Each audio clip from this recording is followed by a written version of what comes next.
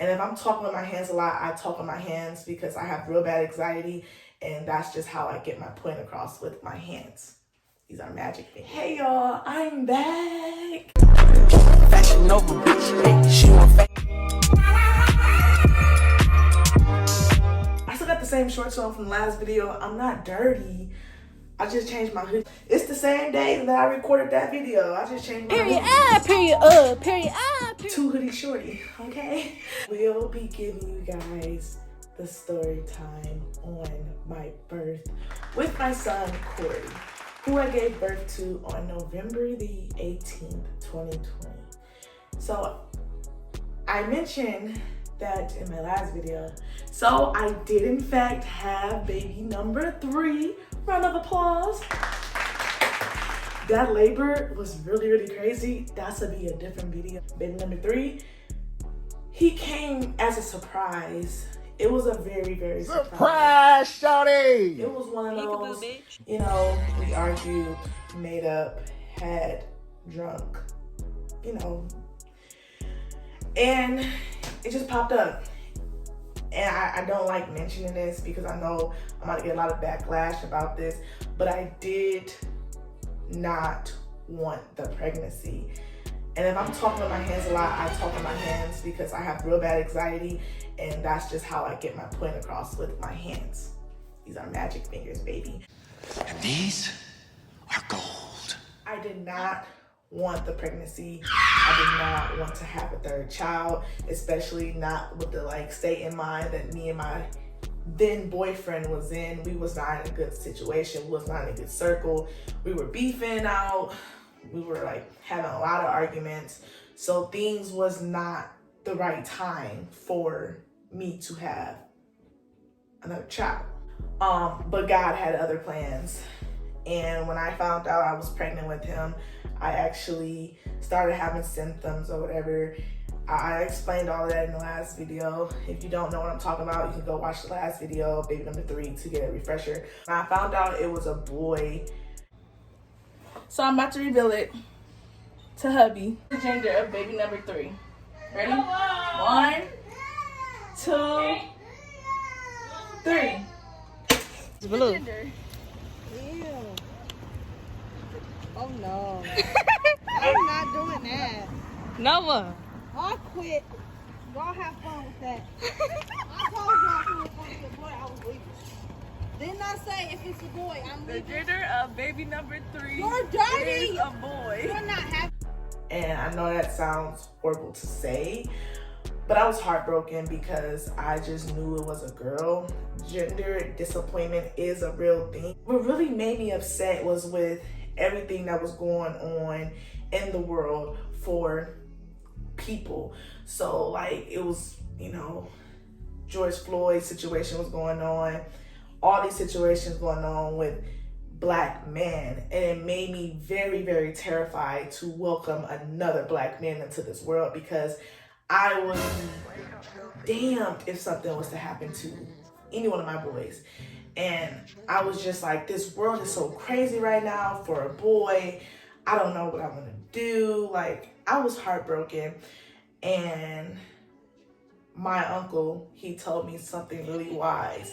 He told me I can't let those fears stop me from having that blessing. And he told me that I can't allow those fears to stop that blessing from being something amazing in this world, which he's 2 years old and he is so smart. My uncle told me he could be the next president, he could do this, he could do that, he could be like that. It just hit me that he is absolutely right. Who am I to stop this blessing that God has gave me to put onto this world? So I did start having complications mid-pregnancy. Nothing too serious. It's just that prior with my son Noah, I did have a placenta abruption. So my chances of having another placenta abruption was higher with this pregnancy. And my blood pressure started bothering me because I was pregnant in the summer. And pregnancy in the summer is not great at all. Girl, you better carry a fan. You better stay in air, carry a fan, keep the feet propped, keep the water on deck.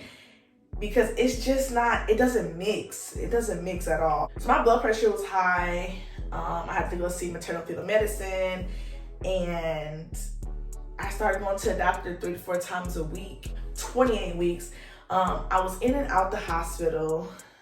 I was on bed rest. I was off bed rest, and then it was just a lot. And mentally, there was a lot. I wasn't working, thank God. It was also the pandemic, so everything was shut down. Everything was tight closed. I was going to doctor's appointments by myself, and yeah, it was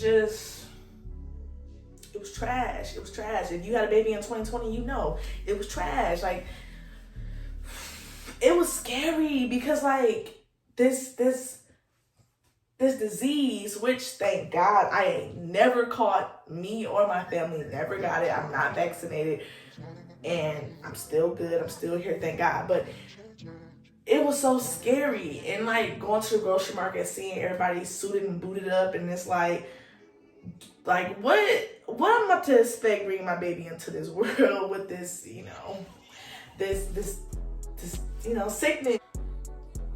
When it came time for me to give birth to my son, Corey, I had to get induced because my blood pressure was really high, and they were scared that I was going to get preeclampsia.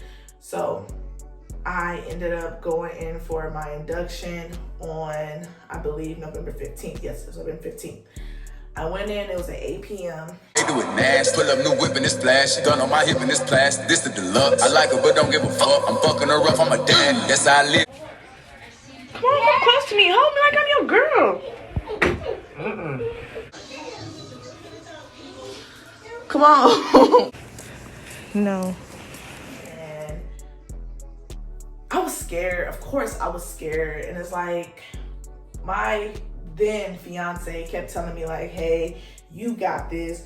You did this before. This your third. You ain't new to this. But it's like, those are just words. Like, yeah, I've been through this, but every labor and every baby is different. I don't know what to expect. I know last time I had an okay labor. I got induced. I got induced with all of my kids at that. But I got induced with my first for being overdue, my second because my placenta erupted. Now this one because my blood pressure is spiking. Damn. So it's like, I don't know what to expect. And then when you get there to do the check-in, they ask you all these questions. Oh, in case of a emergency, would you take a blood transfusion?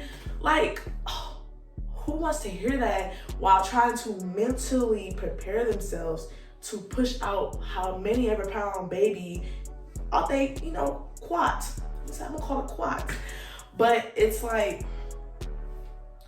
I'm trying to process all these emotions because I'm wondering what he look like.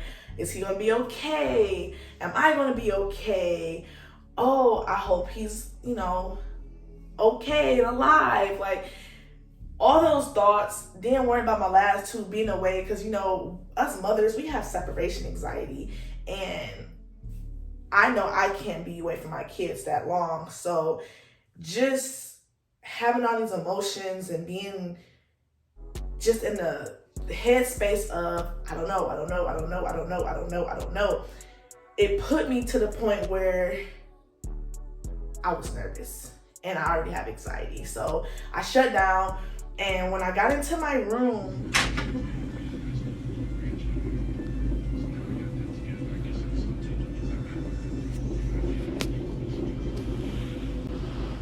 everything was familiar for me because I delivered the same 3 kids in that room. So I was like, oh, I've been here before. The nurses knew me, the doctors knew me, everyone knew me. So it's like, oh, hi, welcome back. Oh, hey, you ready to have that baby? Let's have that baby. So like the energies were high, everybody was there, it was nice. Only thing I didn't like is that everybody had to be suited and booted up.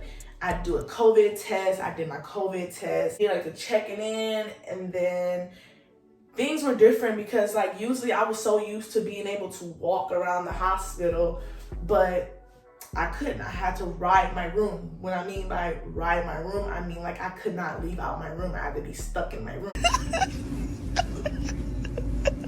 I'm sorry. Do it again. Do it again. I bet you will.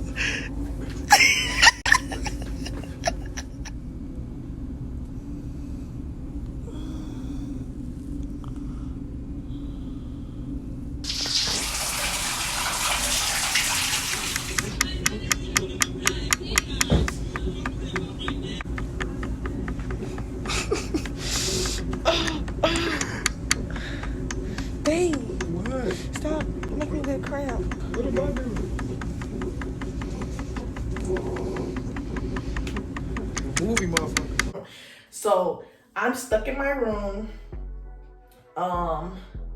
in pain. My husband brought his game system because at the time in 2020, the father of the child was the only person allowed. When he came, he could not leave. So my husband brought his game system. We went grocery shopping the day of my induction, we went grocery shopping and we got like Powerades, we got food, like breakfast stuff that he can warm up, stuff like that. Like, it was all set and ready. It was a wild one. And it's like, I can't remember the whole freaking, detail in that in that moment, but I'm going to give you guys what I remember. So like in 2020, I remember